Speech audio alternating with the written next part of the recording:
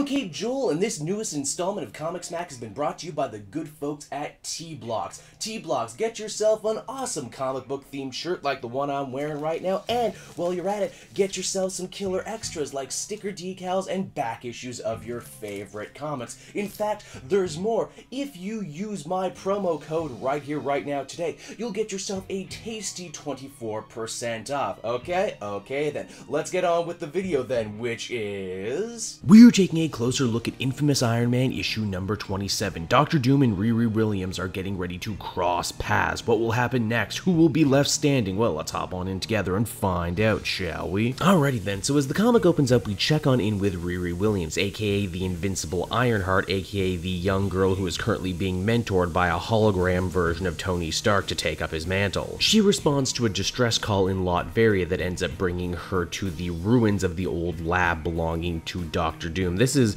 slightly confusing because if you read the Riri book this week, you would know that there's a subplot in that book involving the Baroness having taken over Latveria, and Riri will no doubt eventually be roped into dealing with it, yet she just kind of shows up in the country right here, right now, and none of that is ever mentioned. What I'm trying to say is the timing of these events are really hard to place, a fact that I would forgive if, say, these two different Iron Man books were written by two different writers, but they're not. It's all Brian Michael Bendis. And if he can't keep track of his own continuity in his own stories, what chance do you or I or anyone have for that matter? Long story short, Ironheart has a bit of a chip on her shoulder and doesn't want to look weak in the presence of Dr. Doom. What's interesting though is he does not want to fight her. In fact, Victor goes out of his way to be accommodating to this young girl at every turn. He takes off his mask when he's asked. He talks about his putting on the Iron Man suit is probably not a lot different from her reasons. He wanted to honor the memory of a great man the only way he knew how. He also talks about how he had something of a religious awakening, an epiphany, a vision, which, I chopped up at first read to, what happened in Secret Wars, him becoming a god, meeting the Beyonders, etc., etc. That turns out not to be true, but like I said, we'll come back to this. Now, at the other end of the issue, we have Ben Grimm the Thing talking it up with who he believes to be Reed Richards, Mr. Fantastic, returned from space, only of course we as the reader know that's not true. We know it's actually the evil ultimate version of Reed Richards, aka the Maker. The Thing actually shows a fair amount of intelligence in this issue. After all, it's not his first rodeo when it comes to dealing with alternate versions of Reed. He thinks this guy's a fake, but he quickly gets disarmed when the Maker goes into a big long spiel talking about a nostalgic story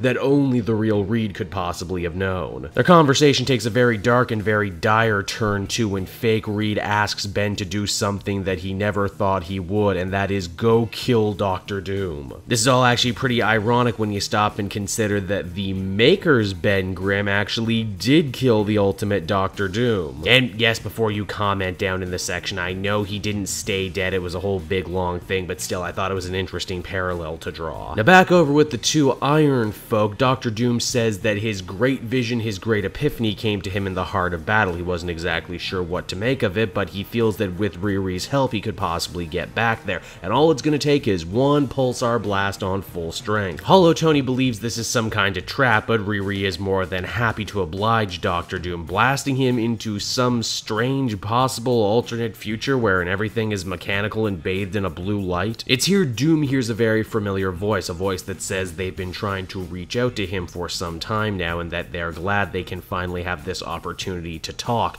And that person turns out to be Tony Stark, a very old Tony Stark wearing what is clearly the Eye of Agamotto, but not just any Eye of Agamotto, the Eye of Mago from the movies. So what we essentially have here is Tony Stark, Sorcerer Supreme. How the hell did any of this happen? Well, I have no idea, and I guess we're gonna have to pick up the next issue to find out. So there you go, everyone. Infamous Iron Man number 7. And you know what? Say what you want about Bendis, but he managed to take something as simple as two people talk to each other in two different places and make it all incredibly fascinating and incredibly exciting. The dude knows sharp, snappy dialogue, and he also knows how to leave you on one hell of a final page that will almost certainly make you want more. Then again, he also has a bit of a problem respecting continuity, even his own continuity, quite hilariously. The stuff with the Maker as a background villain continues to be absolutely fascinating, even if I feel a lot of the punch has been deflated by the fact that it's so clearly the Maker, they even give him away on the cover. I'm also sure this won't be the last time Riri and Dr. Doom cross paths as they continue to battle over who is the rightful owner of the Iron Man mantle. Overall, despite a few minor complaints holding it back, I did enjoy this issue, which is why I would give it a 7.5 out of 10. So there you go, another issue of Iron Man on the books. I hope you enjoyed it, and while I have your attention, why not check out some of the other videos I have available on offer from the channel. And to stay up to date on everything I'm doing, there's no better way to do that than to head on down to the description of this very video and follow me at Cape Joel on Twitter. So until next time everyone, this has been Cape Joel. Thank you so much for watching, and I will see you in another video. Bye bye.